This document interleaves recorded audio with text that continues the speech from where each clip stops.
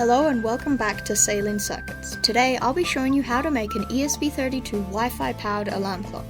Its features include being able to change the alarm time and not need RTC batteries. Let's get started.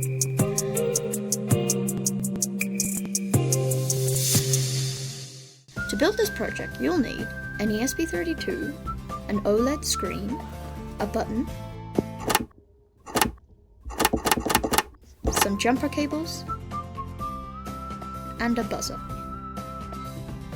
The circuit is very simple and I have it diagrammed right here.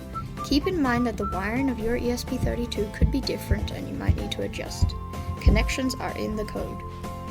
Connect your board to your computer and load up the code down in the description. Make sure to install these libraries: NTP Client by Fabris, Adafruit GFX by Adafruit,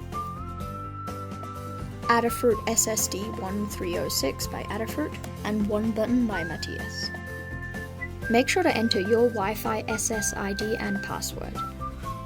Make sure your board is selected and then click Upload.